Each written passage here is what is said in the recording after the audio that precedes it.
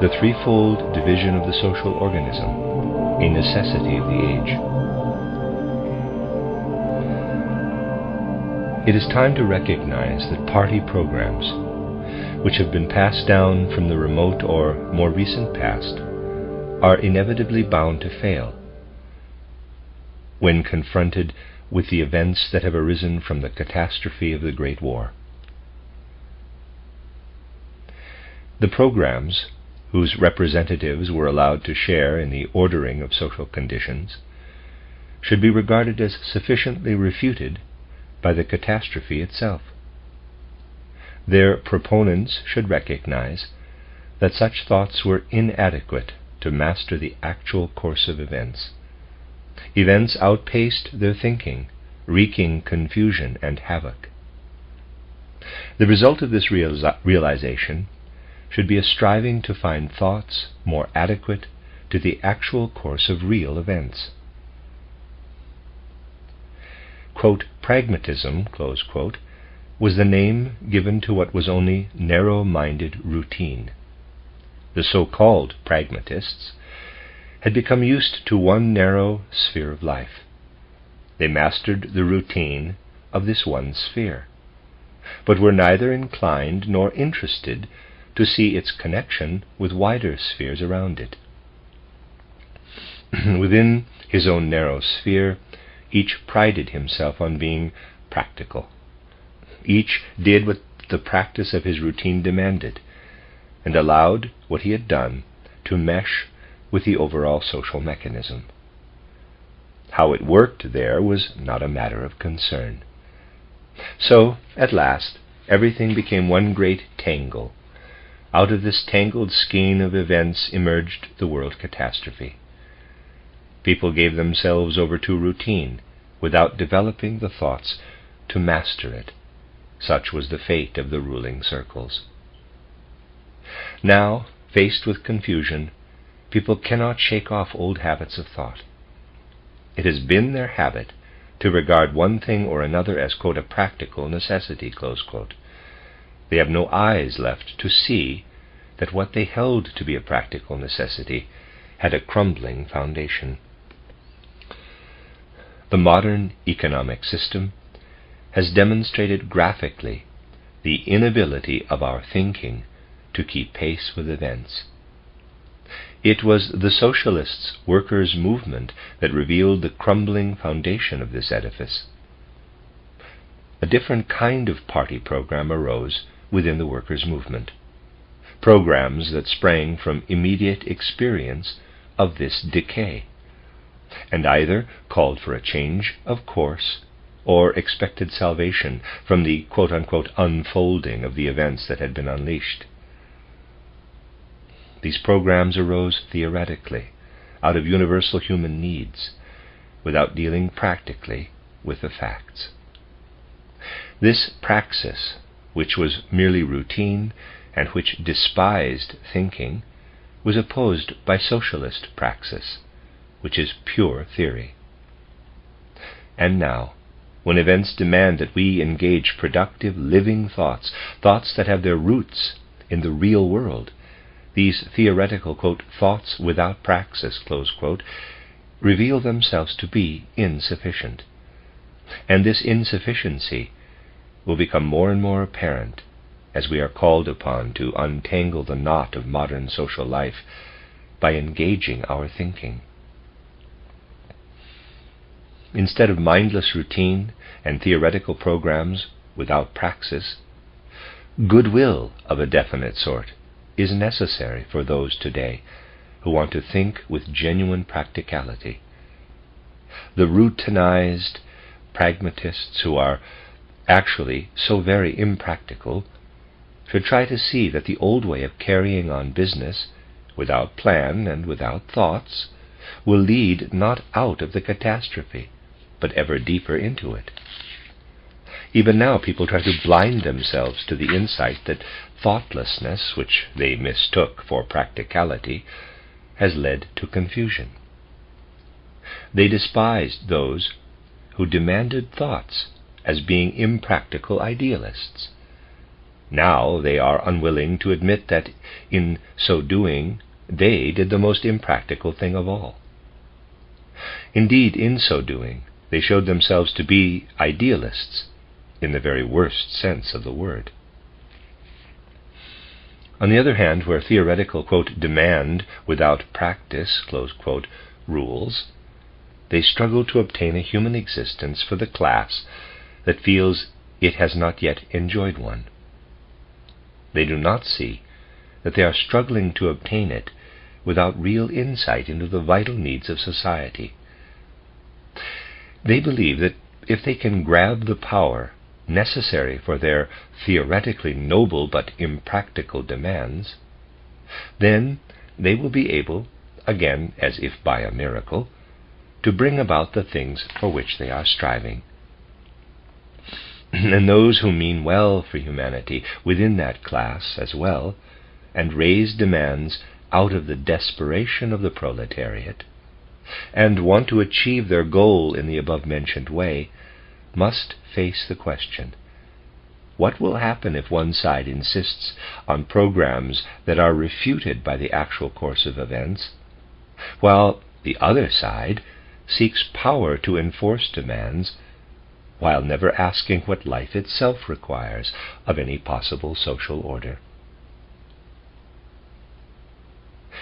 One may perhaps have good intentions toward the proletariat today, yet one is not dealing with them objectively and honestly if one does not make it clear to them that the programs to which their faith is pinned are leading them not to the welfare they desire, but to the downfall of European civilization, which seals their own downfall.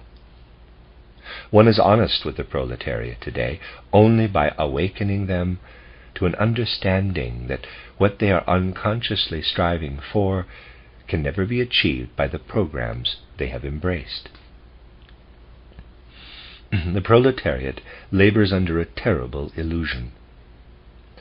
They saw how gradually, over the last few centuries, human interests have come to be totally absorbed by economics. They could not fail to observe that the legal institutions of society were determined by the forms assumed by economic power and economic requirements. They could see how the whole life of the spirit, particularly the educational system, had grown out of the conditions prescribed by the underlying economic basis and by a state dependent on industry. Thus, a disastrous superstition took root among the proletariat. The superstition that all legal and spiritual life arises with the necessity of natural law from the forms of the economic system. Wide circles today, outside the working classes, are prey to the same superstition. A feature characteristic of the last few centuries, the dependence of the spiritual and legal realms upon economic life, has come to be regarded as a law of nature. People fail to see the real truth. It is just this dependence on spiritual and legal life upon economics that drove humanity into the disaster. They yield to the superstition that one needs only a different variety of economic system, one that shall produce a different system of legal and spiritual life.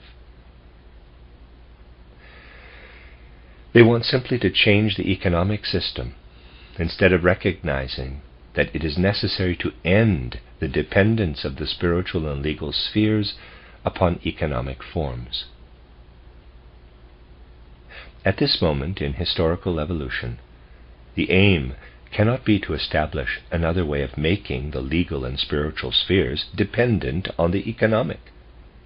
The aim should be to create an economy in which only the production and circulation of commodities are managed on strictly business-like lines, and in which a person's position in the economic cycle does not affect his or her rights in relation to others, or the possibility of fully developing his or her inborn talents through education.